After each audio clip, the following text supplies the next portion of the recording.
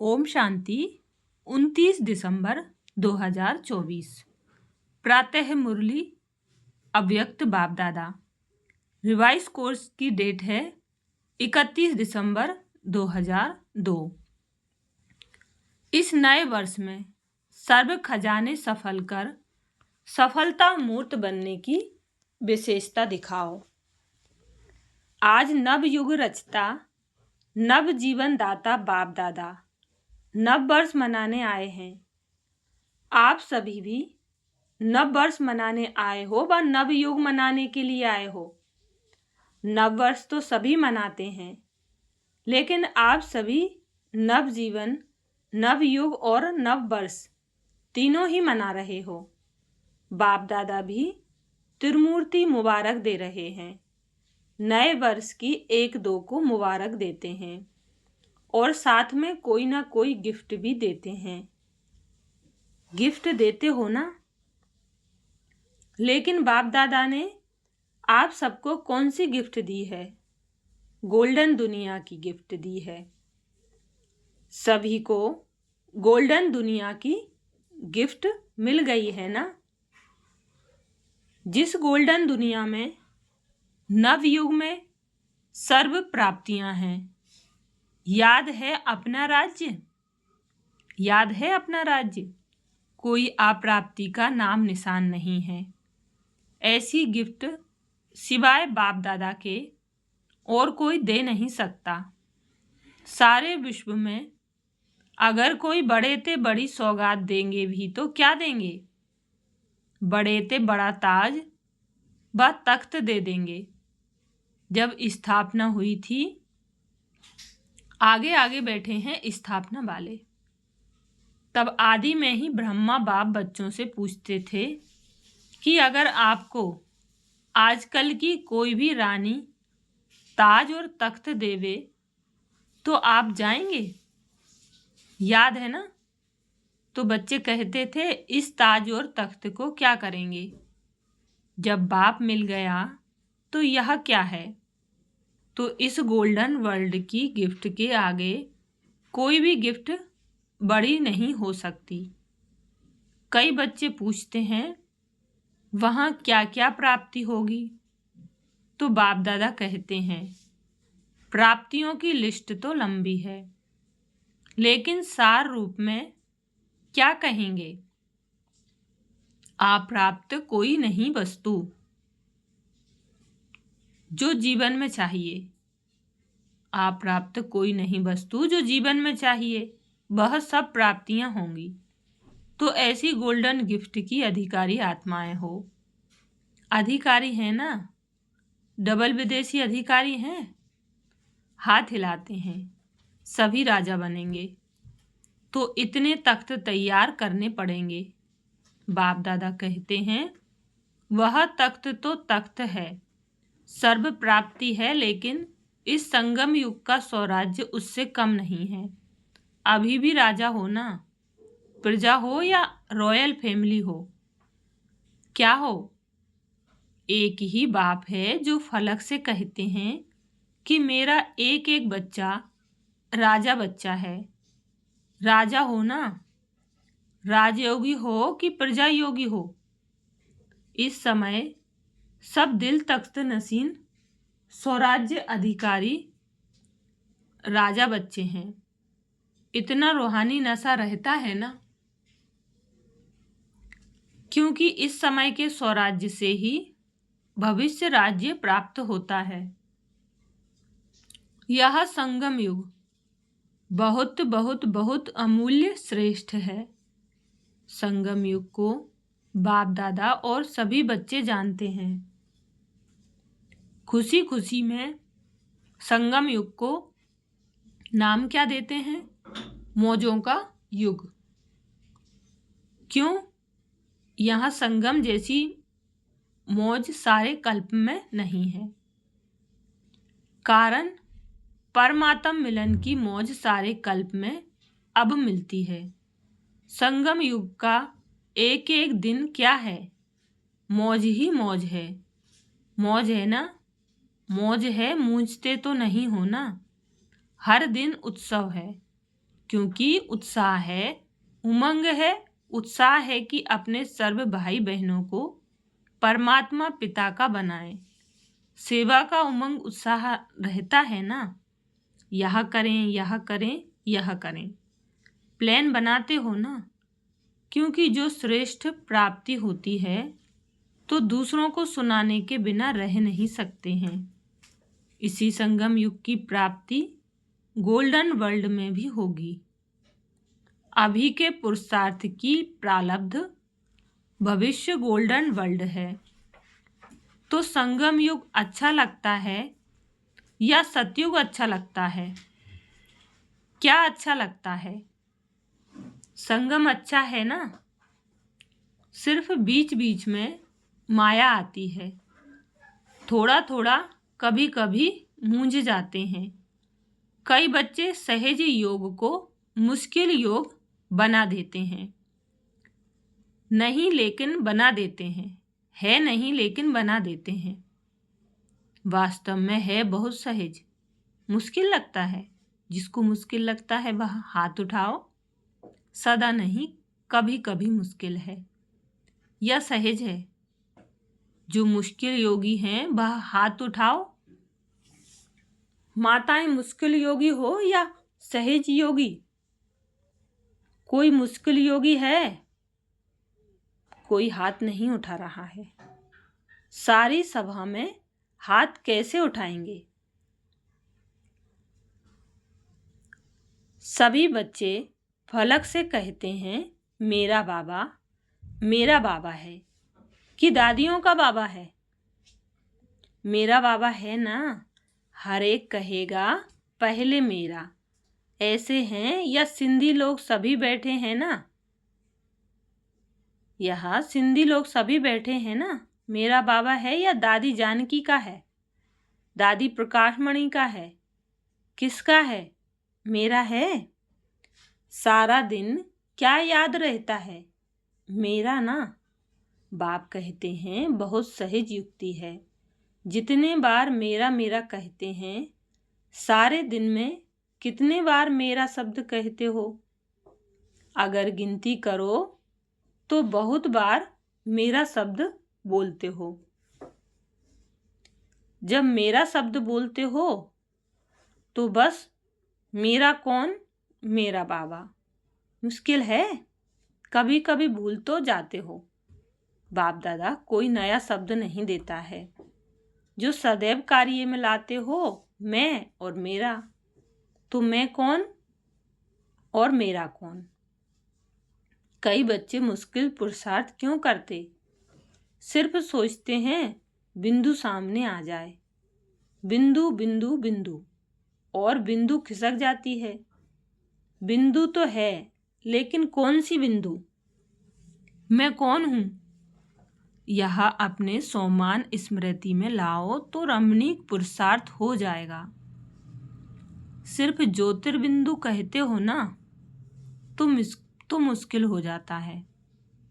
सहज पुरुषार्थ, मौज का पुरुषार्थ करो।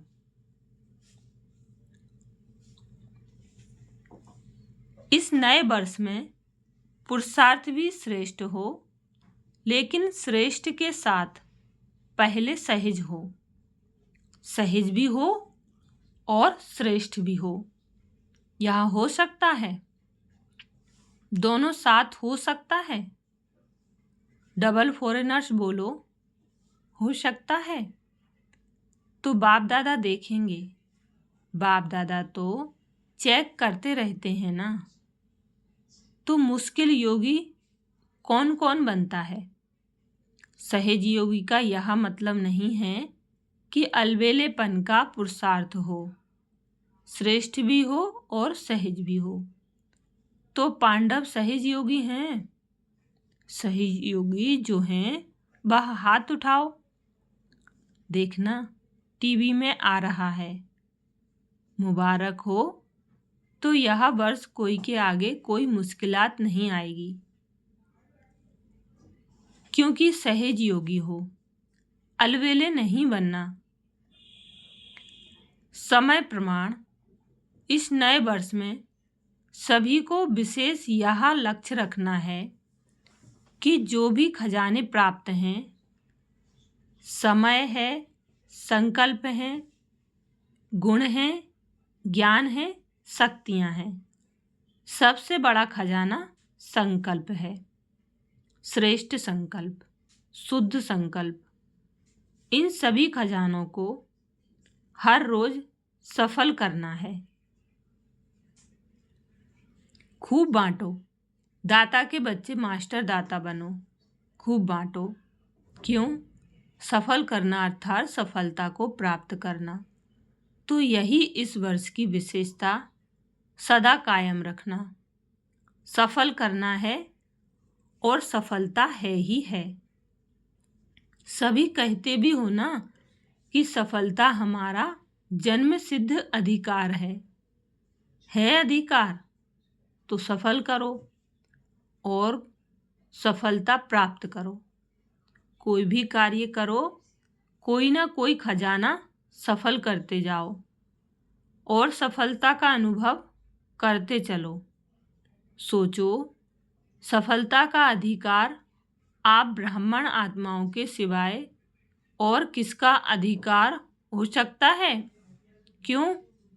क्योंकि बाप ने आपको सफलता भव का वरदान दिया है। बाप दादा सदा कहते हैं कि एक एक ब्राह्मण आत्मा सफलता का सितारा है, सफलता स्वरूप है। सफलता के सितारे हो ना या मेहनत के सितारे हो, बाप दादा सभी बच्चों को सफलता का सितारा इसी स्वरूप में देखते हैं। याद है ब्रह्मा बाप ने आदि में कितने समय में सब सफल किया, अंत तक अपना समय सफल किया। चाहे कर्मातीत भी बन गए, फिर भी कितने पत्र लिखे, समय सफल किया ना।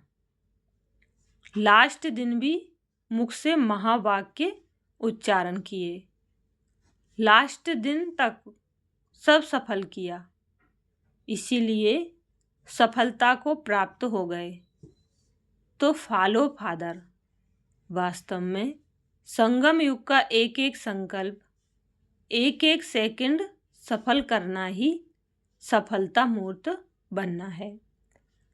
सभी निश्चय से कहते हैं ना कि ब्रह्मा बाप से तो हमारा बहुत प्यार है। तो प्यार की निशानी है, जो बाप को प्रिय था वह बच्चों को प्रिय हो।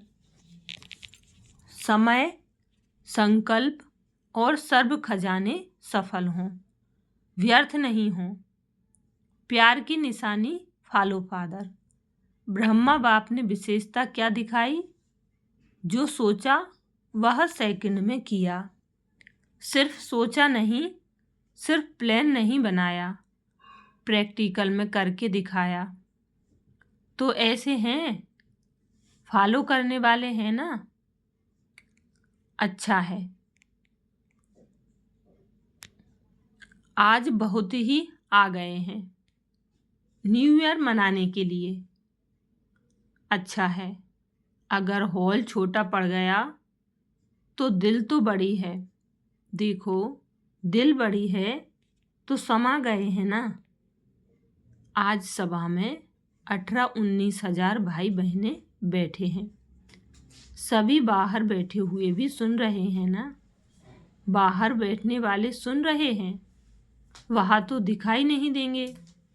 बाप दादा ने सुना कि फॉरेन में सबसे ज़्यादा ऑस्ट्रेलिया वाले रात के 12 बजे बैठते हैं और 4 बजे अमृत वेला करके उठते हैं। तो बाप दादा ने भी आज ऑस्ट्रेलिया को याद किया। सुन रहे हैं? यहाँ ऑस्ट्रेलिया वाले हैं, हाथ उठाओ। त्रिमूर्ति मुबारक, पहले ऑस्ट्रेलिया को, फिर सभी को। इस वर्ष का लक्ष्य तो बताया, इस वर्ष का लक्ष्य तो बताया, सफल करो, सफलता है ही। यह सभी ने पक्का किया। सफल करना है, व्यर्थ नहीं। संगम युग समर्थ युग है, सफलता का युग है, व्यर्थ का नहीं। व्यर्थ के 63 जन्म समाप्त हुए, अब यह छोटा सा युग सफल करने का युग है। अगर समय सफल करेंगे तो भविष्य में भी आधा कल्प का पूरा समय राज्य अधिकारी बनेंगे। अगर कभी कभी सफल करेंगे तो राज्य अधिकारी भी कभी कभी बनेंगे। सफल समय सफल की प्रारब्ध यह है। श्वास सफल कर रहे हो तो 21 जन्म ही स्वस्थ रहेंगे। चलते चलते हार्ट फेल नहीं होगी। किसकी हार्ट रुक जाती, किसकी नलियां बंद हो जाती, वह नहीं होगी। ज्ञान के खजाने को भी सफल करो तो ज्ञान का अर्थ है समझ। वहाँ इतने समझदार बन जाएंगे जो कोई मंत्रियों की जरूरत नहीं है। आजकल तो देखो, शपथ लेते ही पहले मंत्रिमंडल बनाते हैं। वहाँ साथी होंगे लेकिन मंत्री नहीं होंगे। रॉयल फैमिली हर एक दरबार में बैठने वाले ताजधारी होंगे। रॉयल फैमिली कम नहीं होगी। चाहे तख्त पर नहीं भी बैठे लेकिन मर्तबा एक ही जैसा होगा। इसलिए यह नहीं सोचो कि तख्त नशीन बहुत थोड़े बनेंगे, लेकिन आप लोग भी राज दरबार में राज्य अधिकारी के रूप में होंगे। आप लोग भी राज्य दरबार में राज्य अधिकारी के रूप में होंगे। आपके सिर पर भी ताज होगा और आपका पूरा अधिकार होगा। तो क्या बनेंगे? नंबर 1 या नंबर वार? क्या बनेंगे? नंबर वार बनेंगे या नंबर 1 बनेंगे? तो क्या करना पड़ेगा पता है?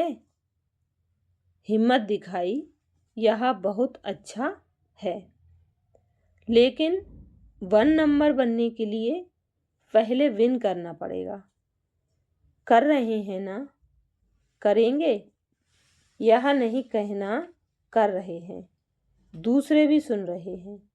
आज सुना कि पुराने सिंध के ब्रह्मा के साथी बहुत आए हैं। हाथ उठाओ। छोटे बच्चे उठो। परिवार के परिवार आए हैं। अच्छा, कोई कमाल दिखाएंगे ना? क्या दिखाएंगे? मैसेज देंगे।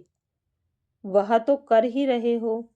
अच्छा, 38 आए हैं तो क्या कमाल करेंगे? चलो, ज़्यादा नहीं कहते हैं, छोटी सी बात कहते हैं। करने के लिए तैयार हो? बच्चे भी कमाल करेंगे ना? 38 लाख बनाएंगे। पदुम गुना मुबारक हो। आपने तो बड़ी बात बता दी, लेकिन बाप दादा छोटी बात कहते हैं। वह एक को लाओ।